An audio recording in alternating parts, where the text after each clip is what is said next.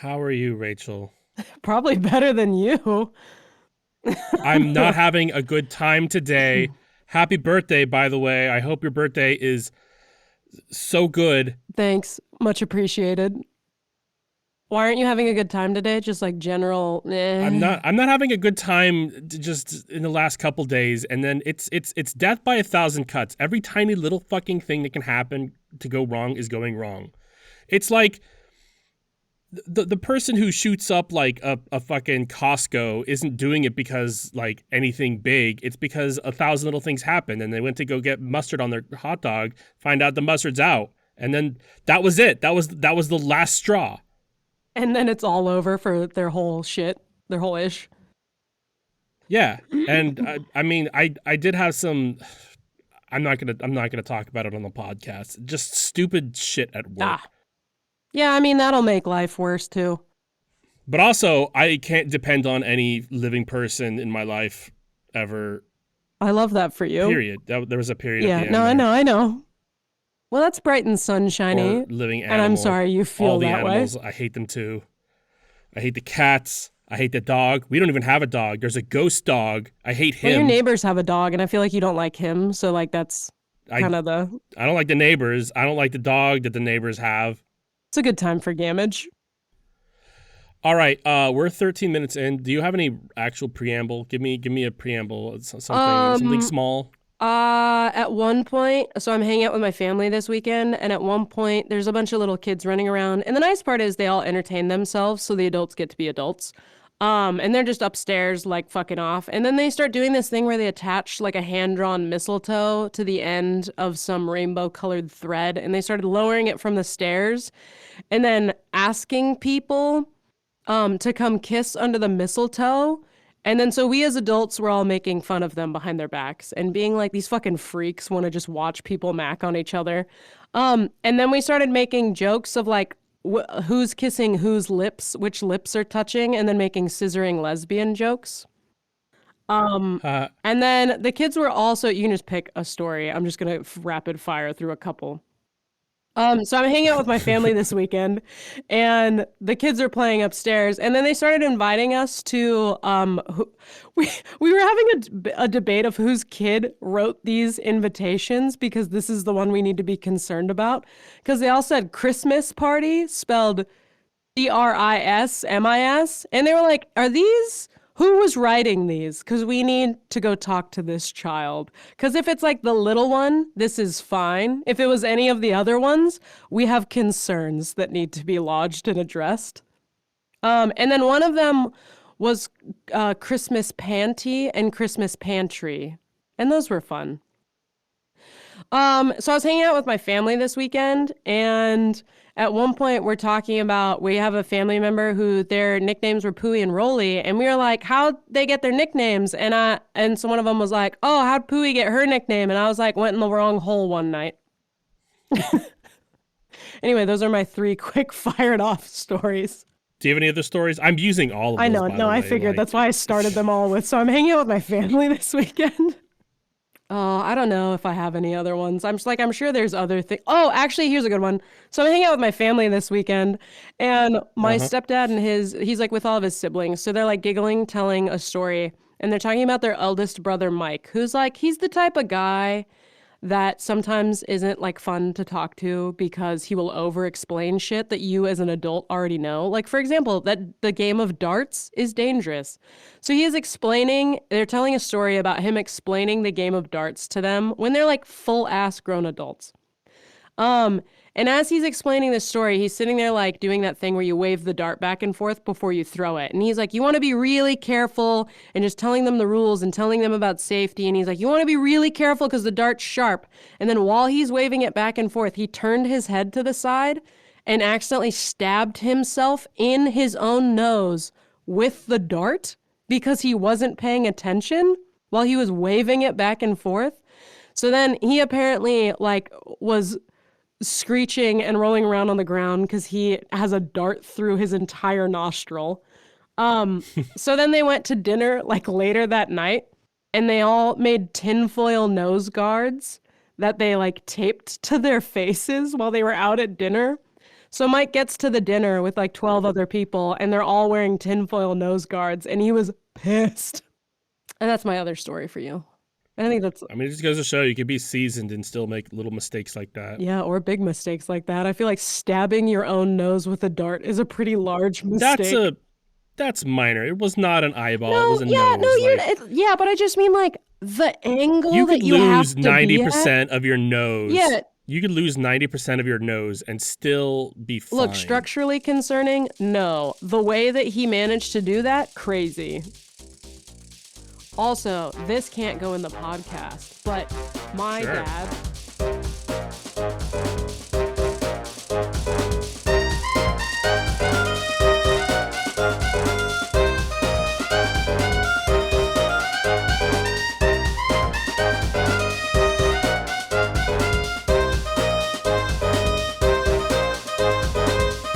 Welcome to We Have That Podcast at Home, the only podcast brave enough to tell you that it's over. Those Pokemon cards you have in the back of your closet are worthless. Unless you got a first edition in perfect condition, encased in plastic, in the same hour as opening that pack, it's time to stop bragging about it.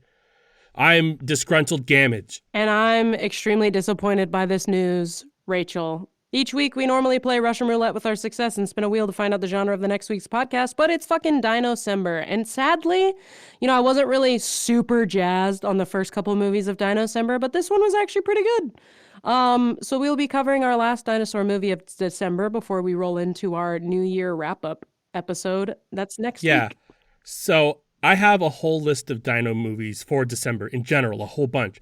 But I did see that this one episode was dropping on the big Xmas day, and I thought, well, we can't not do a Christmas movie. So I found one that had a peculiar overlap, and this was that movie. And this movie reignited my passion for Dinocember. Yeah, dude, it really, in the final hour, came out of nowhere and was like, let me cradle you into this sweet good night. Yeah, it makes me feel good because it feels like we did a good job, shifting from garbage to good to garbage to good again. Yes. Yeah, no. Because we started real bad. And I loved Taming the T-Rex, but it's not exactly good. It had it's good entertainment value. It's fun. It's fun. And then Whoopi yes. Goldberg, sorry, not your shining moment. Theodore Rex was bad. She's aware and got a Razzie nomination. She too is disappointed by this. We watched the movie Rex Kyoryu Monogatari, which is translates to Rex, a Dinosaur Story.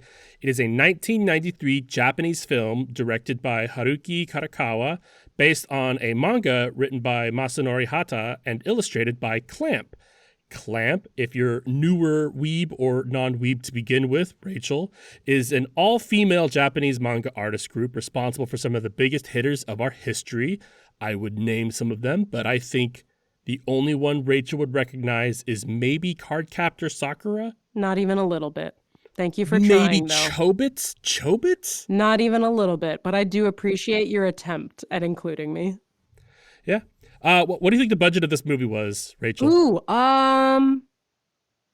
the budget for Theodore Rex was like $33 million. I know, right? That's a good litmus test for this. $25 million. 2 billion yen. You're fucking... Wait, hold on. How much is that in U.S. monies? I got you. I was like, there's no fucking way. What? It translates to about 20 million at the time, so you got it. All right. I think in this day and age, it's almost 10 million. The yen is not doing awesome, or the dollar's inflated way too much. I don't know. A little bit of Economics. Both. It's one or the other. Is Code Geass kinda supposed to be one of the mangas that they write? Don't listen to Brittany. She doesn't know how to spell, and I don't want to go down this avenue. Okay. So Shochiku, which is a Japanese media distribution company, had this movie as its biggest grossing film ever until Lord of the Rings came out. Holy shit. All right. How Lord much of the money Rings? did this movie make?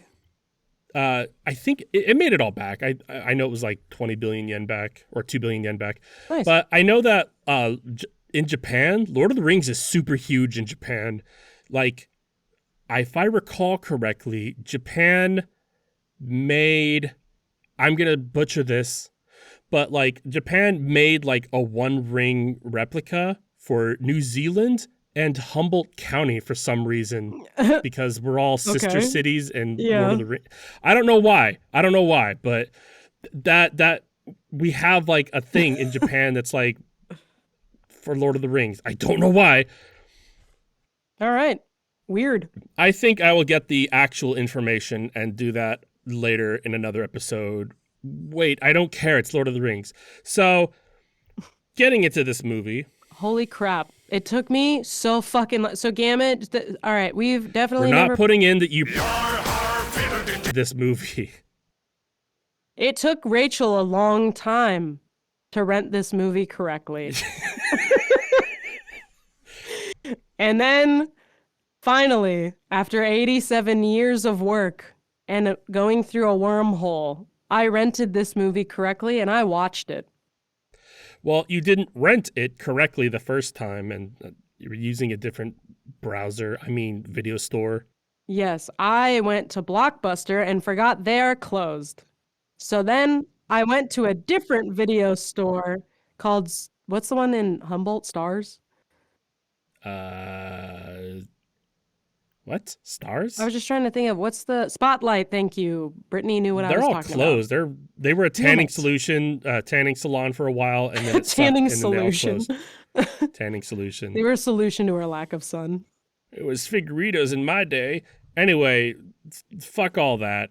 We're half an hour in. Yeah, it doesn't matter. Let's move on.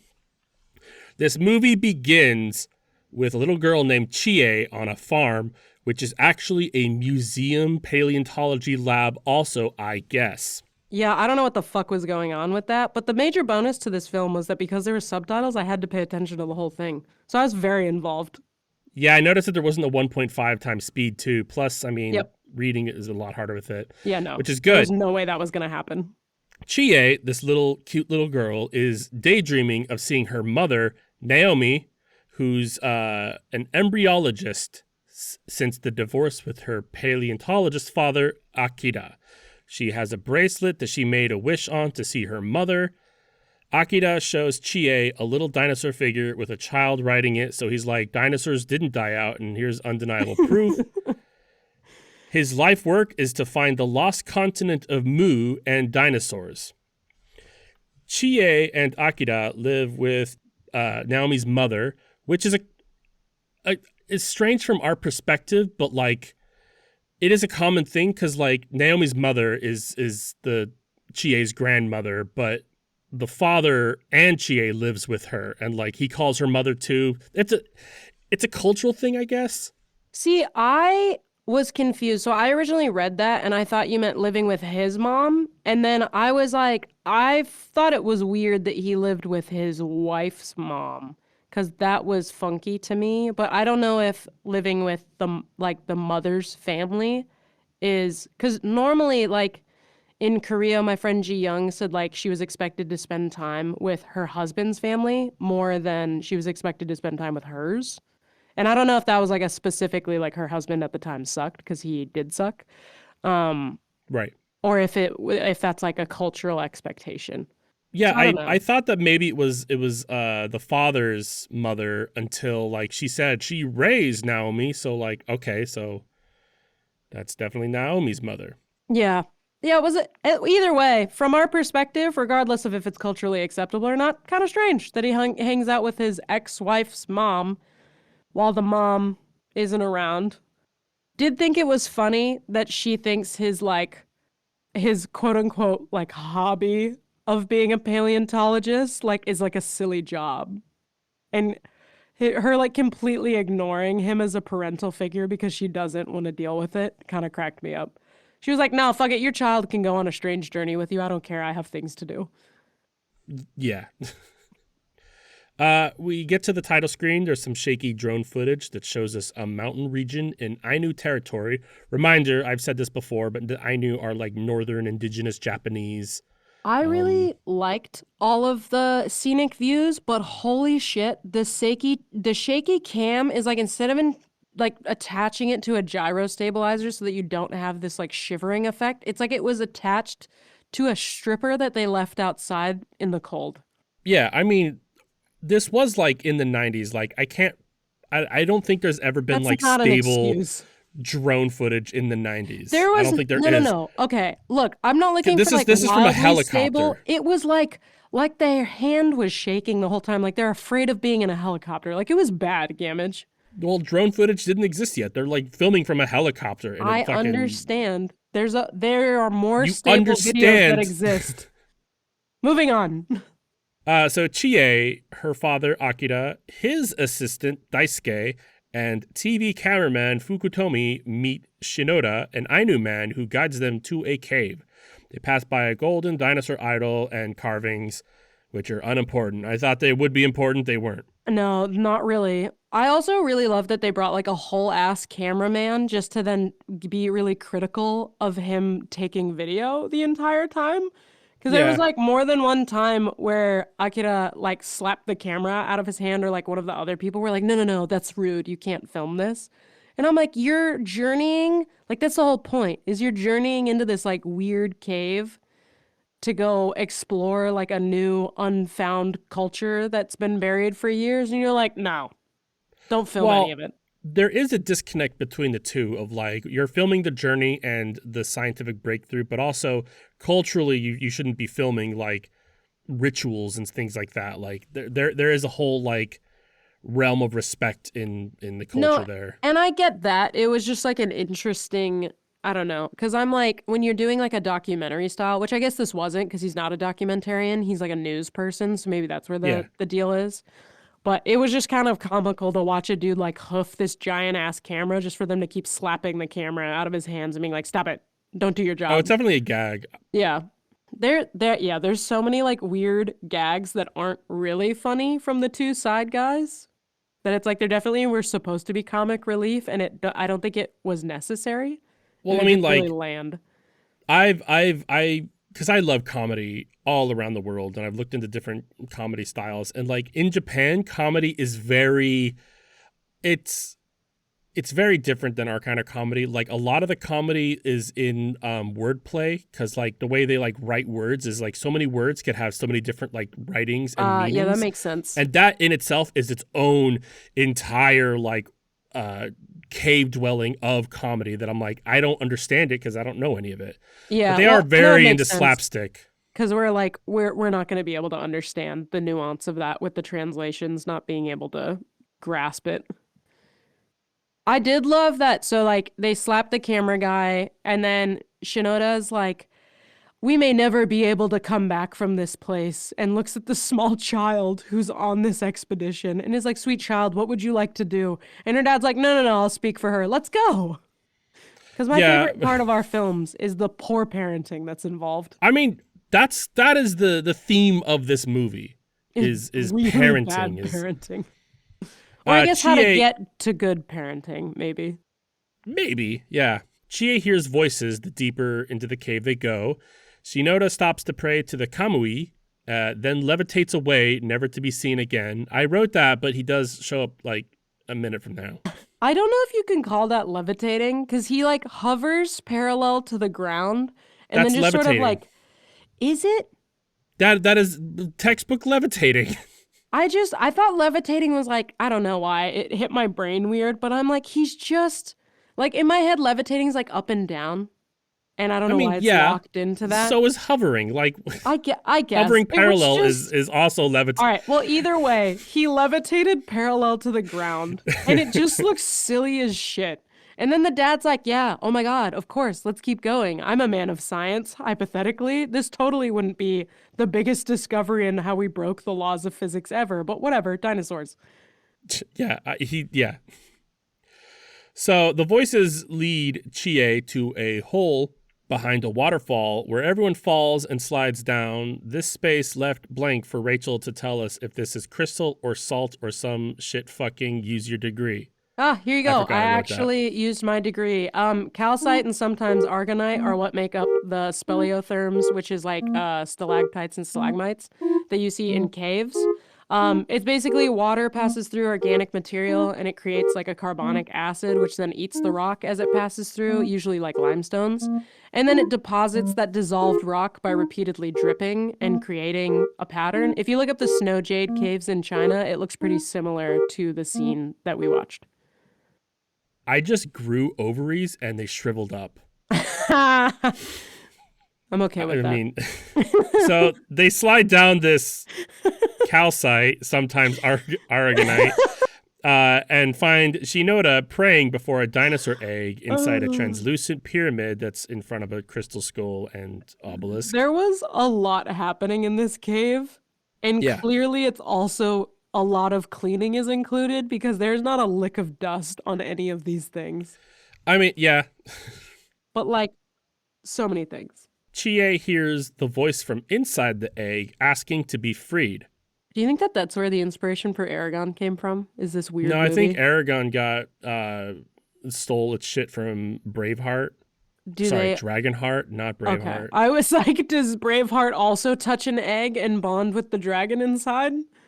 Dragonheart does. It's got Sean Connery. It's a dope movie. I actually think I've seen Dragonheart. Yeah, it's where like the shitty king. You know what? We might do that next year. It's like Dinocember adjacent. Yeah, dragons are Dinocember adjacent. I approve. I know that there's like 5 Dragonheart movies, and only the first one is good. I didn't even know there was 5. So clearly, only the first one is good. I'm exaggerating. There's probably only like 3. But still, more than one. The pyramid opens up as it's touched. Yeah, it's weird too because, spoiler alert, in the first movie, he's the last dragon and he dies. Like, that's the whole point of the movie. So, like, how do they make fucking at least 2 more after it with an extinct dragon? Apparently, actually, wait, no, this movie. no, because Dragonheart is like fantasy. Magical 5. cloning? Thank you, fact checker. There are 5 Dragonhearts? Jesus. I was really hoping you were exaggerating, but I guess not. So the pyramid opens up as it's touched, and they lift the egg, which makes the crystal skull and obelisk glow. Shinoda says that they pissed God off, so they have to escape the cave as it self-destructs. Shinoda gives Chie an ocarina around his neck and stays behind to calm God's wrath. His words. We fast forward a week where the egg is being kept in an incubator. Fukutomi is like, this shit needs to speed up. I've invited the top embryologist from New York, Naomi Ito, who is coincidentally your mother. Mm-hmm. Surprise! I'd say you couldn't write this, but you can. It's based on a manga. So yeah, you can, and they did. Twice, because they wrote the manga and then they wrote the movie. Naomi shows up, and it's pretty clear she spent no time with her daughter. She had to be introduced to Chie, and I'm like, that's fucking cold. Which is fucking confusing to me. It's not that confusing. I mean, it is, but like, it's. I don't know. For me, it's ironic. Well, so, the silly part of it is like, if the daughter, because they keep saying like, oh, the daughter's been closed off since the mother left. How the fuck does a mom not know what this kid looks like and needs to be introduced to her if the kid's been closed off since she left? Like, did she leave when she was 4 and she's just changed that much? Like, I don't know. That's what I'm thinking. The irony to me though is that she's an embryologist, so she like understands the biology of growing a child, fucking parenting and making kid, and then was just like, that's stupid. I'm gonna go do a doctor in this though. You know what they say? Those who can't do teach. I guess, but she's like an actual doctor though. I don't know, man. It felt like an inapplicable phrasing. But she says, I'm not here to work. I'm here to work. I'm not here to spend time with family. And then gets into it with Akira about abandoning Chie. Akira drops some cold shit about how Naomi's not qualified to hatch the dino egg because she sucks as a parent and shitty parents are the real reasons dinosaurs went extinct. His reasoning, his words. His choices for why dinosaurs went extinct throughout this film are fantastic. It changes to fit his mood, for sure. Yeah. he's just pulling out all these wild theories. I'm like, oh, I've never heard that. He's just like, well, actually, there's a theory that dinosaurs went extinct because Kraft changed the recipe for mac and cheese. Exactly. Naomi aborts a sea turtle so that she could implant the nucleus of the dinosaur into the now dead egg, which is fucked. Sea turtles are a protected species, and she's like, fuck this. Yeah, well, I mean, she's clearly not motherly. Why would she care about endangered species? My thing was Yeah, like, good is this point. going to be like Jurassic Park where now the dinosaur can swim super fast because its DNA is part sea turtle? I'm Also, not sure if its DNA is part turtle. I think it's just like the nucleus to help it start to like yeah, they were just trying to like to grow and then reinvigorate it back to life. Which of the movies that we have watched, because objectively, all three of them have involved science to some degree to involve dinosaurs in them. The science of this dino movie has easily tried the hardest to it be did. like I'm like something legitimate or seem legitimate and real. it's very clearly garbage science, but like it came the closest, I think. And I will say that one of those movies, no dinosaurs were in it at all. It was a robot. Yeah, technically, yes. But it was science to bring the concept of Yeah. dinosaurs to the world. So there was science happening. So we see Chie being a picky eater and not eating her green peppers, which is a common thing in Japan. It's like how children in America think broccoli is gross, and broccoli is used as like a placeholder for something children would dread in like cartoons and TV show. Like the Pixar movie Inside Out had a scene with like pizza, and I think earlier in the movie too, that had broccoli as a topping, and it was like meant to be this ew, kids wouldn't eat this, and that was actually changed in the Japanese version of the movie to be bell peppers. True facts. Anyway, the egg undergoes mitosis, so they re-implant it back to the original dinosaur egg. I do kind of like this exposition because like they have all these computer graphics and they're doing things, but like Daisuke, the assistant, is explaining the procedure to Chie, who's a little girl. So this makes perfect sense. Yeah, I Like did really this, like that this is they used the proper, like you have like a proper character setup of this little girl would not know what is happening. yeah. So she's just like, all right, now we're doing this because this is gonna make the egg hatch, and it's like, oh, okay, I'm a child. And we, the audience, are like, now I have the full picture because it was spoken to a child about. Yeah. Anyway, what doesn't make sense, though, is how Akira explains to Chie that she'll have to be the dinosaur's mother, which seems irresponsible as fuck, but fuck it, it's Christmas. Yeah, that didn't make any fucking sense. And also, okay, you said this at the beginning that it's a museum paleontology lab thing. Didn't clock that they had mentioned it being a museum anywhere in this film until he is in this scene, sitting in a museum, explaining this to this child. And I was like, what the Yeah, fuck is this place? Like, is this museum underground? Like, why are we in the middle of fucking nowhere? And this is what's happening here. And your house is here too. I don't understand. And yeah. then, When we started the movie, I was definitely like, all right, it's a farm. yeah, Okay, we have a little we have a lab now. paleontology lab too. Thought it was All like right, a there's a side museum full lab. of dinosaur bones. Okay. Later, there's an entire fucking underground enclosure thing. Like, I don't know what's happening here. There's an entire biome like Yeah. specifically for a baby dinosaur.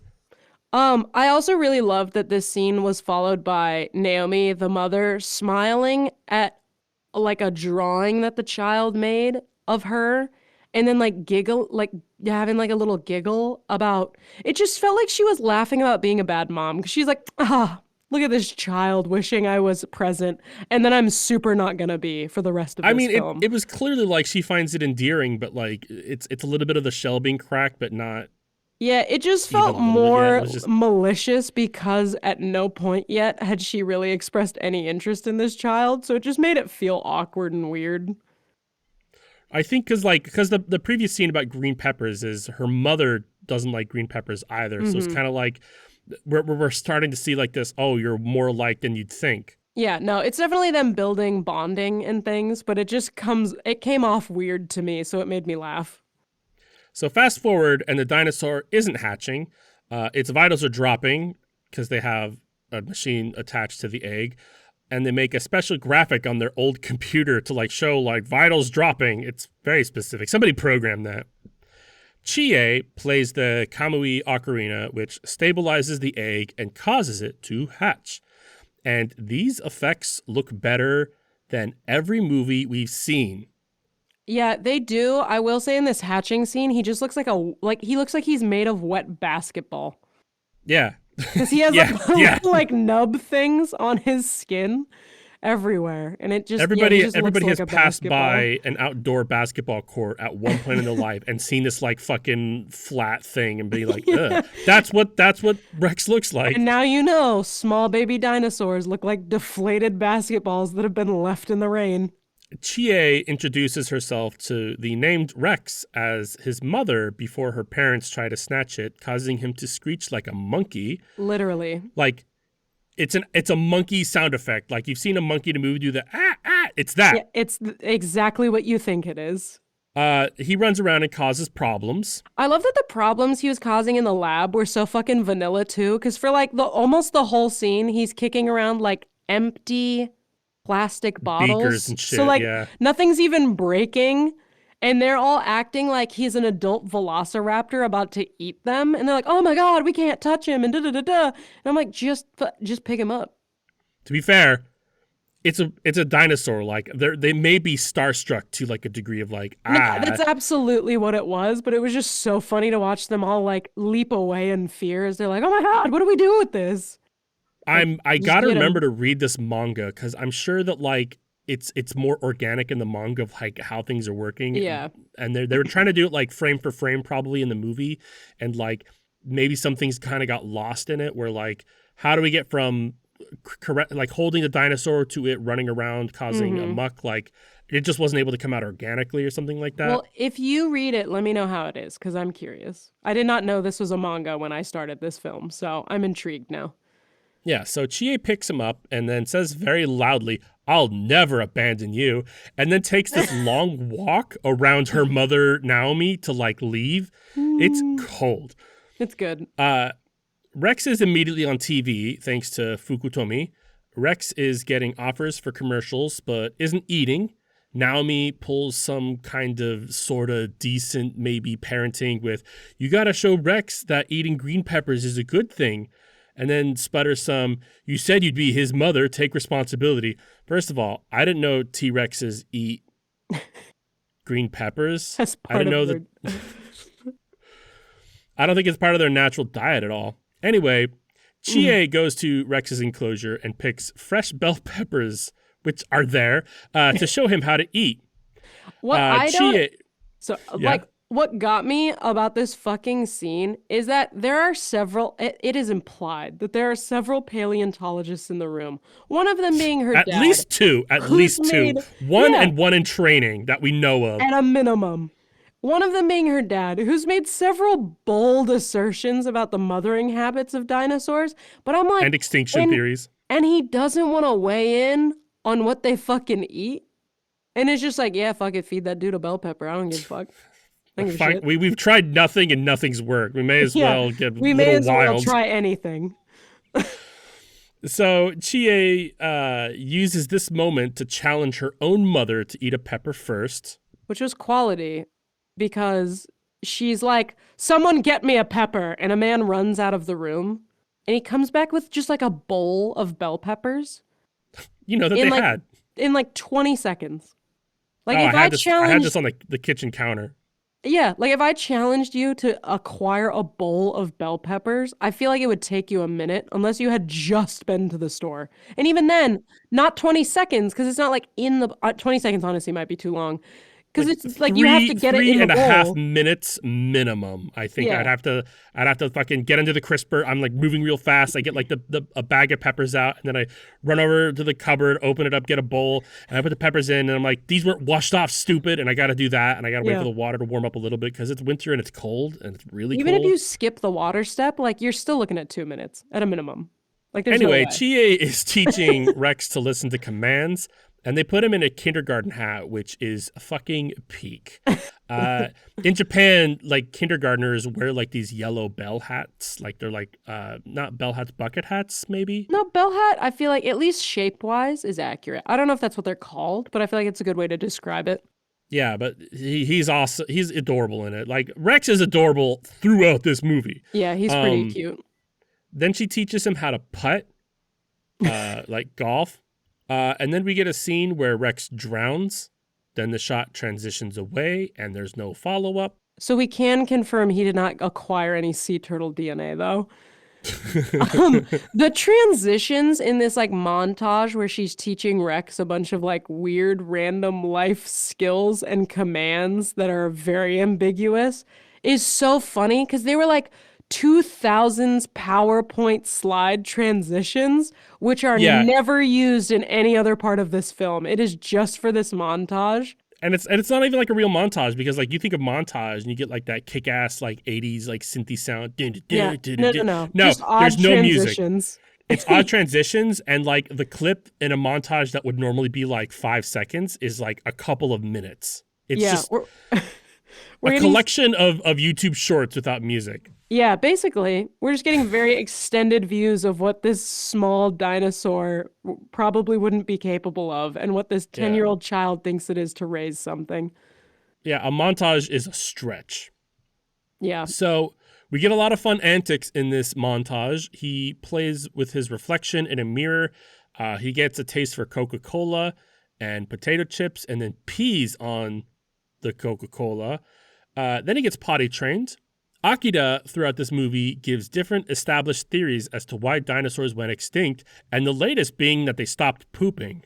Which That was, I luckily, think, my favorite. yeah, that was one of mine too, because I was like, what? Actually, that one is How a would you legitimate even- theory, isn't it? Is it? Is it? I'm Fact pretty checker? sure that's a legitimate theory that we found like a lot of eggs that like still had the dinosaurs in them because they weren't able to like there's like malnutrition because of lack of food and they weren't able to break out of eggs anymore.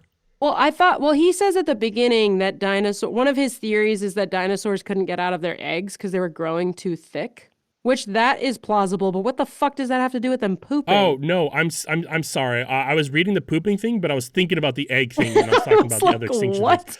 The egg thing is a legitimate theory. The pooping one probably not. Probably not. But good news, Rex is Paleontologist deleting the fucking email. Like, okay, all right. I take it back. I take it back. He corrected himself. Fact checker says when the dinosaurs died out 64 million years ago, one theory runs that it was due to constipation of the entire species. That sounds fake. The leaf-eating great lizards probably depended on purgative oils in conifers. With the evolution of the deciduous trees, the dinosaurs may have found themselves in a bind, quite literally. That cannot be real. I don't believe any part of that. There might be some science there, but all I know is that dinosaurs, like each era of dinosaur, was alive way longer than we've been fucking ruling the world. So, like, I don't think constipation just kind of happened and they just dealt with it. And they just sort of for died millions off. and millions and millions of years. I'm going to start eating conifers and I'm going to let you know if I stop shitting. Okay. So Rex doesn't have this problem and he did poop. And then, oh my God, what is the child's name? Chie? Chie. I was sitting here staring at Akira and was like, that's not it. And then, so she steps in it and screams. And I thought she said, it smells like me, doesn't it? That is not what she was talking about. She gave the dinosaur a little wish bracelet like that matches hers. Super thought she meant the pile of shit she stepped in smells like her. And was like, excuse me? Meanwhile, Rex is overtaking Japan with TV appearances, commercials for books, muscle pain relief cream, which I didn't see coming, and even curry. I didn't see coming. I was not prepared for this particular ad. Curry? No, the muscle pain relief. Oh, right, Which yes. I love that she like applied it to him and then was like, oh, it wouldn't work that fast. And was like kind of annoyed with him for being cheery. And I'm like, it is a dinosaur. I mean, look, if you're having a bad afternoon, just like go to YouTube and just type in like Japanese commercials and you'll have yourself a fucking fun couple hours of a rabbit hole because they are really entertaining. Weird. They're bananas. Hey, Gamage, maybe so like you this should was do like very after on this. What? Maybe you should do that after this. You said if you're having a bad afternoon, watch Japanese commercials. It's way too late for that. We are no longer in the afternoon. Fair enough. Chie and Rex are quickly tired of being filmed. Daisuke gets frustrated at Rex and punches him, prompting Rex to bite him in the dick. Which is fully fucking justified, because I don't know how we went from like, oh my God, this dinosaur's too fragile to touch, to let's beat this baby until it makes more monkey sounds. I gotta say, like, like at this point in the movie, I'm like kind of side eyeing Fukutomi, like, oh, he's like the TV guy. He's the big star with, delusions of grandeur of like Yep. reaching the top of the TV station. Like he's gonna be the bad guy, not Daisuke, the sweet assistant. Like Yeah. it completely fucking sideswiped me, honestly. Yeah, I was not prepared for that at all. I was like, this doesn't feel hyper within his character either, but here we I are. mean, he got more delusions of grandeur, I guess, in the end. Yeah. So we skip another month, and Rex is stressed and wants to leave. He finds a gate and busts out, making an escape. And his little escape scene is actually kind of sad, which means the filmmakers have done a good job of building emotional investment in the characters and developing a situation where the audience cares about their turmoil. And it's the first time in Dinocember that I've felt anything. But and it was nice. It was Yeah, pleasant. it was very nice. I was definitely I was moved by this surprised. movie several times. I'm like, Yeah. this movie's a gem. No, it was very sweet. I was like, I will be watching this again. And I know you, listener, are like, I don't know what that has to do with Christmas. And to this point, me neither, but we'll get there. Yeah, at this point I had forgotten that this was supposed to air on Christmas and was just invested in this tiny dinosaur. And when we eventually get there, I'm like, oh yeah, that's a thing that we're doing. So Rex gets into a screaming match with the dog and a horse until the dog sees the bracelet on Rex and changes his attitude. The dog keeps licking the bracelet, and I believe that they just put peanut butter on it Oh, so the dog 100%. would act good. The horse shows his butthole. Do we understand why that happened? Because I went back and was like, I cannot for the life of me figure out why they were like, yeah, fuck it, have the horse show his butthole.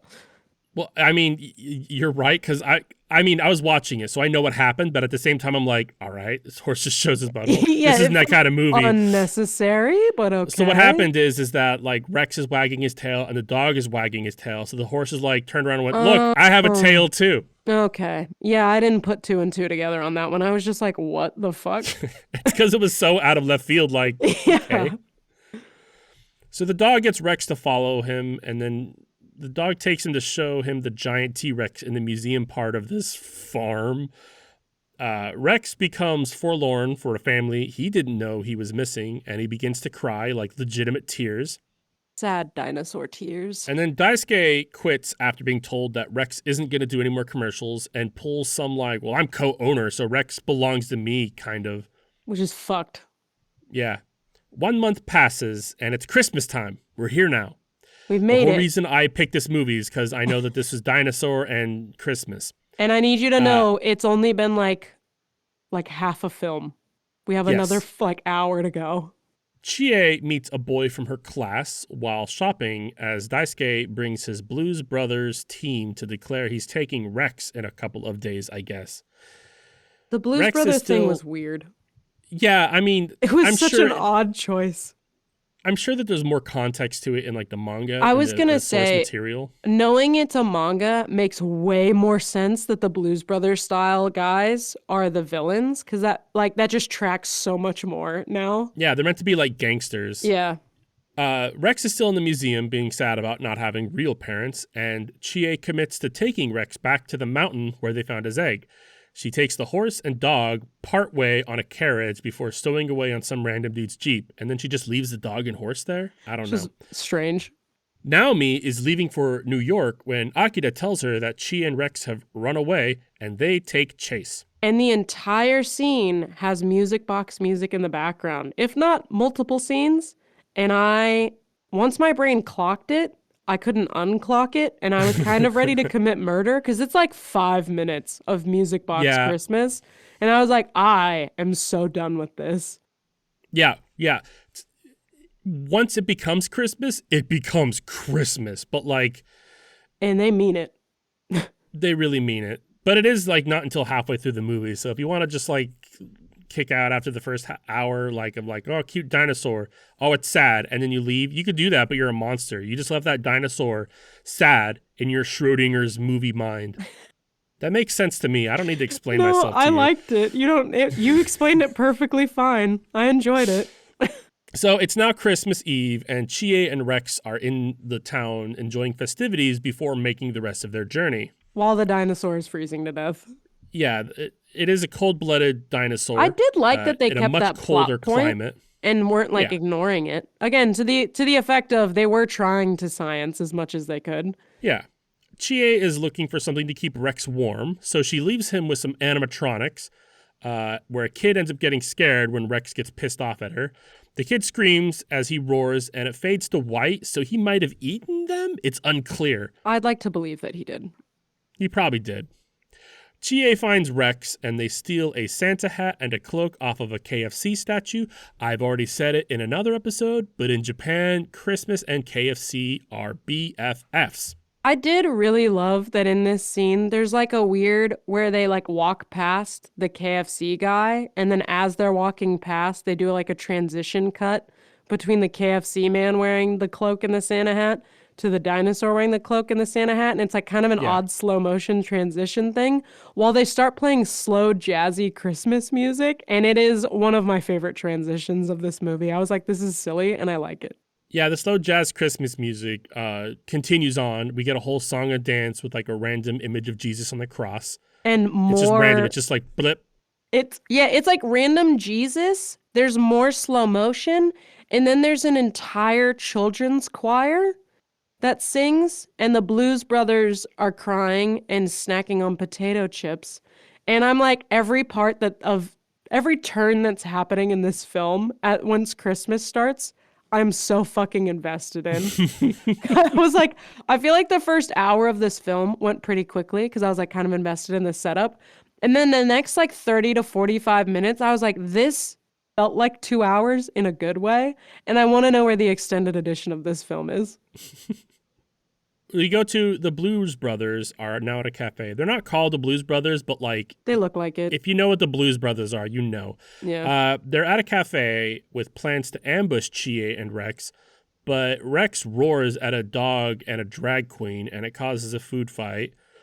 Then the Blues Brothers make their move outside to capture Rex, but are thwarted by the boy from Chie's class and all the choir kids singing the Christmas song from earlier. Chie and Rex find their way on a Christmas party bus. I don't know how or why.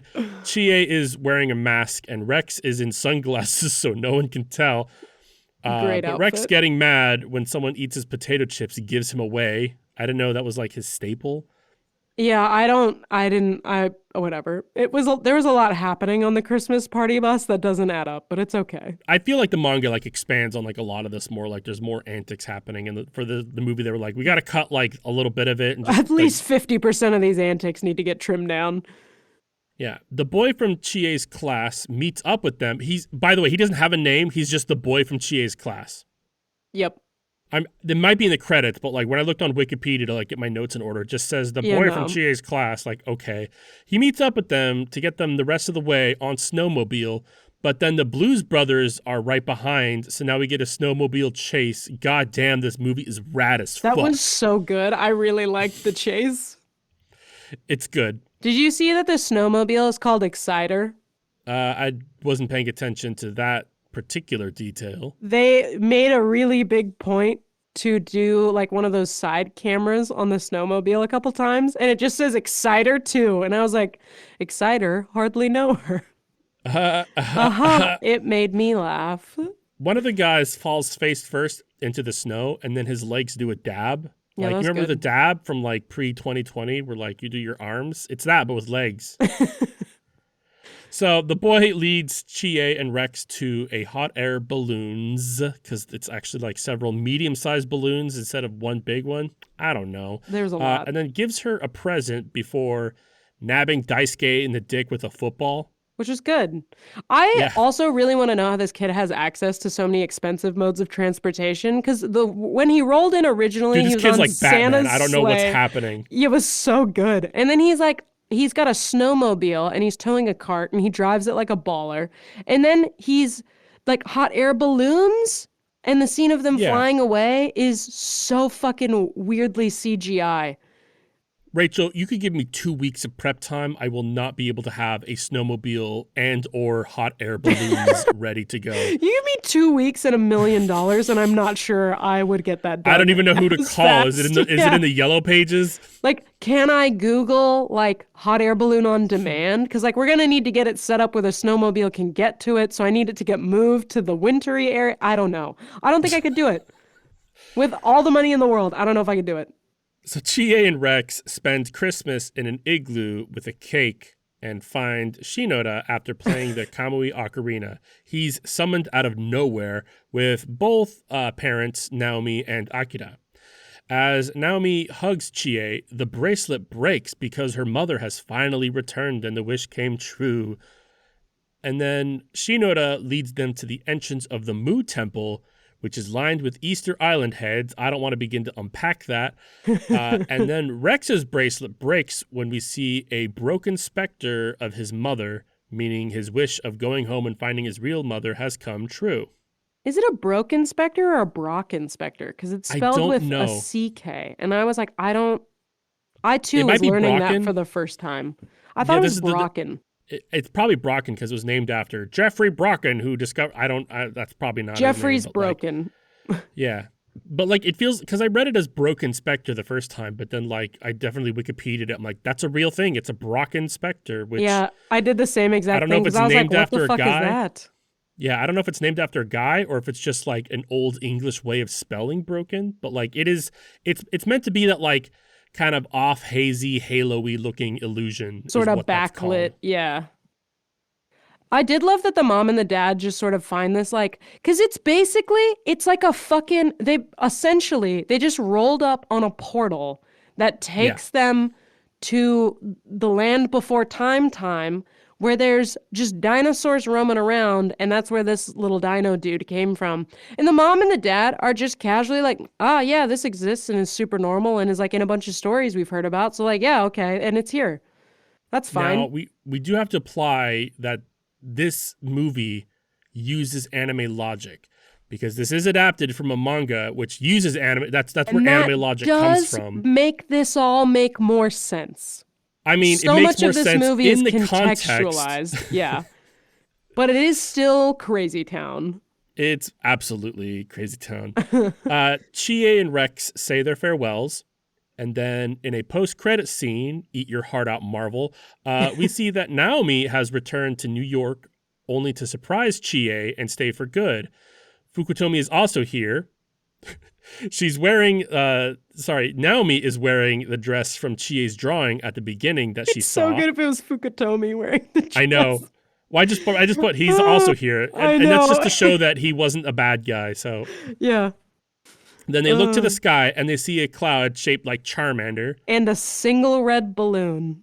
Yeah, I don't know where the balloon came from. All I know is that red balloon is going to cause World War III. That's how the song goes. I don't know why this is here, but we end up with happy end. Written in clouds. Happy end. Happy end. And it was a happy end. And to you, I'll say happy end. Rachel, did you like this movie? I did like this movie, Gamage. I fucking adored this movie. Like, okay, I've talked about my favorite Christmas movie. I now have 2 favorite Christmas movies, both Japanese. Tokyo Godfathers and Rex Kyoryu Monogatari. Yeah, no, this was fantastic. I will be watching this again and recommending it to people to watch because I love this shit and it will be rotating into my Christmas list. Yeah, I just gotta buy the DVD now. Mm-hmm. So this was Rex Kyoryu. This was Rex, a dinosaur story. I love that you like gave up. You're like, and English. Here you go. It's the Porky Pig strat. And Gamage, I'm gonna propose to you an idea. Dino January. No. Come up with a fun pun name. No, now that we're coming to a close in our episode, I would like to propose just today's episode, but yeah, I guess Dinocember 2. I would like to propose that we save our music recommendations because I want to surprise the public with our I don't know. I guess it's not a surprise. We're going to review a lot of shit for the end of the year. Oh, I in the still want to next talk about episode. mine. Like, All right, what well, if go this for it. music recommendation isn't on your list? I know, I guess that's fair. Here, go for it. You go, and then I'm not going to go because I haven't really listened to music since we last recorded, so I honestly have nothing. Oh, okay, that's So, fun. Irish I'll go. Christmas music is it. That's all. Figure it out. You find it. Good luck. Ironically, what I just said and argued is pointless because this actually is on my list. So,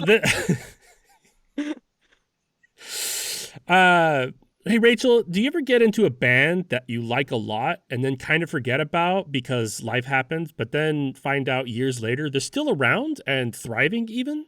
Yes, and I love when that happens because it's Yeah. fucking magical. So Wolf Alice has been getting attention lately since they got Oh, a new album out. yes. Have you listened to it? Yeah, it's so good. Yeah. So I realized I hadn't listened to them in years. Like I have Giant Peach and Soapy Water on like 10 of my playlists. I literally did exactly this where I listened to Wolf Alice probably like 2 or 3 years ago, like really hardcore, like all through all of their shit. And then I dropped off for a while just because I think just because like I had done a lot of it and was like, all right, I'm going to go try new flavors and things. And Things then I did happen. the same thing where I was like, oh my God, let's circle back. Yeah, so what I did is, and I urge you, listener, to do this too, is I went back to listen to their album, debut album, My Love Is Cool, and it holds up well. It's a great indie rock album full of metal bangers. It's a good album, and I'm like, yeah, I remember these. I love this. And then I went into listening to The Clearing. I've been sitting on this for months now because they've had a long journey, and the sound couldn't be any different. Both great in their own way, but this one is very special. It has different characteristics in it. I'm picking up Electric Light Orchestra, The Carpenters, Chicago, Sheryl Crow, Fleetwood Mac, The Cranberries, ABBA, Steely Dan, Goldfrapp, like a lot of different sounds and like references that are just interesting to pick out. Great sounds. It has made fans kind of divisive, probably because they moved away from like the hard metal sounds they were naturals in. But I prefer my artists to make the music they generally want to make. Genre be damned. Usually means it's going to be interesting. Yeah, the best art you can make is the art you want to make. Yeah. That's just my thing is like when you expect an artist to just make the same sound over and over again, like you're just kind of pigeonholing them. Like they're going to go through growth spurts where they're creating something else. And sometimes it's not going to be a banger, but usually it's because they're like rediscovering what they want to be and they're on their way to that like sick ass new sound. And if you don't let them get there, we're never gonna get there. And that sucks because it's magical when we arrive. Yeah, so many people kind of treat it as like this big commercial thing where they're just like, I'm letting the artist know I don't like this, I like the other stuff better so that they make more of that stuff. And then it's just like that feels you're turning yourself into a customer. Like it's a whole. I read something earlier about how like Taylor Swift is like the epitome of consumerism in music, where it's just like this is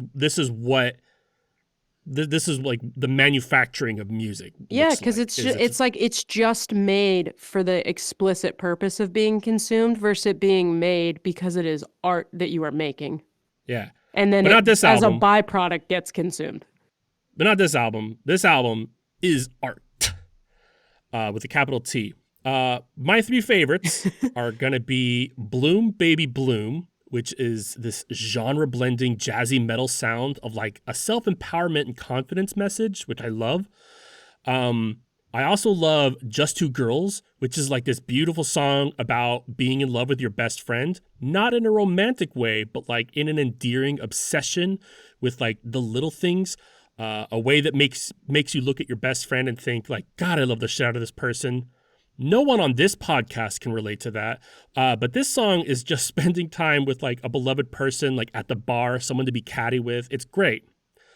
And also, I mean, look, every time I listen to this album, it's one of the better albums to re-listen to. Every time I listen to it, I'm like, this song's my favorite because like I've noticed something new about it. But like these are the first three that I can think of. The last one is Bread, Butter, Tea, Sugar, which is like about guilty pleasures of a destructive relationship to like an ELO or ABBA sound. Ooh. Those are just three that I picked out. Again, The whole album's great. That was Like, and such a good description. Sorry, that was just such a good description of that song. I was bread, butter, tea, sugar. yeah, I was just impressed by it. That's why I went ooh. Yeah, because like there's the line in the song like it's like bread without butter or tea without sugar, which is like it's the things like you're acknowledging like this is bad for me. It's toxic, but like I love it and I can't get enough of it. Mm-hmm. And like the song is very chipper about it too. Like I said, it's very Electric Light Orchestra, and it's one of my favorite songs to listen to. I have other ones I could talk about, but I won't. And yeah, spoiler, this album is totally on my list for next week, unless something crazy happens in the next couple knocks days. it out of its spot. Which is entirely plausible because it is 2025 and it's happened before. I know, like I know that some like one of the artists I follow is just totally gonna be like surprise, here's a Christmas album, and I'm like, that's past the day that we recorded the year end, you fucker. We'll have to make like a time for amendments on our first episode. I was gonna say like a stipulation being that like if you release a new album at the end of 2025, we will take it into we already do our New consideration. Year episode, we'll put it on for 2026. Okay, so you know what? You inspired me since I have the association of Wolf Alice and Aurora in my head. And Aurora did put out a new song on December 4th. So I'm going to put that as my recommendation. And it's the one that you were talking about that you texted me about that's associated with the Tamora band. Yeah, I thought that was like a whole new band. Yeah, it's still under her. I thought it was, but it's still like under her Spotify, I think, because she's involved in it. So I think like she's getting the feature still. So I guess it is just like straight up Tamora, but Aurora is in it. But the song that I'm going to recommend is "Ring the Alarm."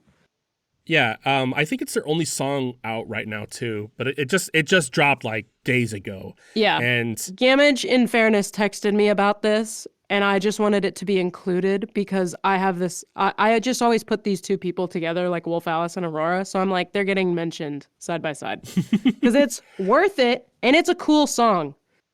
It's different. I think my exact words to Rachel were avant-garde as fuck. Yes, no, it is super very avant-garde. Almost like unnerving. That's but like I did generally Aurora though, but it is like to the next level of avant-garde where it is like it was inspiring, like an unsettling sort of feeling.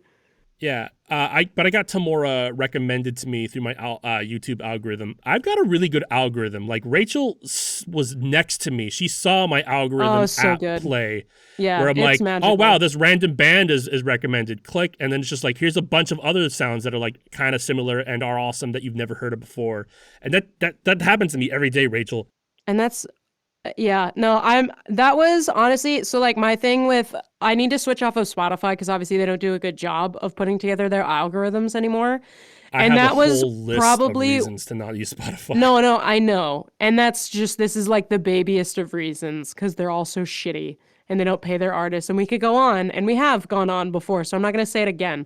The point being, humans are lazy. And so I'm like, I do need to make this switch. And I want to make this switch, but I need to make the time to make this switch. That was easily one of the largest selling points for me, is I was like, damn, this is such a good compilation of music to be shuffling through. And I was like, I need to move my shit over so I can start actually exploring music. Now, I don't know if everybody gets the same kind of algorithm, but like... No, probably not. Because that's the point, is it's like built to your music I did have profile, some real stinkers throughout my days. Like through my Rabbit list, there was definitely like a lot of artists that I'm like, I would never listen to this one again. Yeah, but for how much gold you mined from the Rabbit list, that like the payoff is so much greater than the risk of the songs. Oh man, I have this new playlist that I think Brittany clicked on through my algorithm that was like angry feminist rage playlist of like a bunch of different. I'll link it to you. It's got there's a lot of artists on there that I've never heard of before, like Deborah Bond, and I'm like, how have I never heard of this person before? This is really good. No, sorry, Delilah Bond. But like it's a lot of music of like Dead Men Don't Rape and When Will I Be Mine, which is about like how your body doesn't belong to you, belongs to the government and men and shit. 18 Plus, which is about like why are men so creepy, and it's a really good like playlist. I don't mean album because it's a bunch of different artists and shit. You did text me about Deborah Bond the other day, but I have not looked into it. Or Delilah Bond, sorry. Blah. See, you did it too. Yeah. But yeah, I did find Tamora. It was just recommended to me like the day that it was like came out, and I clicked on it, and I'm like, this is crazy, and it's giving me like Aurora vibes. Like she was reminding me of Aurora. You're right. It's straight Aurora. Yeah. It's very Aurora. Well, we could go on about music, obviously, as we do many times. We'll have all of next episode. Yes, next episode we will be doing a massive recap of 2025. I had to remember what year we were in, where we recap all of our favorite things from this year. And I'm actually really looking forward to that episode because it was really fun last year, and I'm looking forward to how we're going to do it this year. So I'm pretty hyped. Yeah.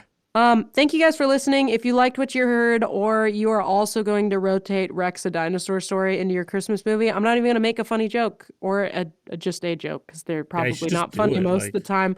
Because it's just good, and you should just be involved, and then you should like and subscribe on whatever your most favorite podcasting place is, because we brought this into your life, and that's a blessing, and you should thank us. If you want us to talk about a thing, or you want to recommend more dinosaur movies to us, please email us at WHTPAH. That's @gmail.com. You can also follow us on Instagram at We Have That Podcast at Home, all one giant long word, or follow us on WHTPAH on Blue Sky. That's on Blue Sky. And next week, I don't need to spin a wheel because fuck you. I already told you what we're doing. I have been off-brand and not at all disappointed by this movie, Rachel. I know, like going from Theodore Rex to Rex, A Dinosaur Story, is like such a positive whiplash. Of fresh air. Yeah, it was so good. And I've been out-brand damage. Bye. We've had this podcast at home, and you'll have this podcast at home more times. We had this podcast at home. It was our marital right to have this podcast. Anyway, we've been weird. Goodbye.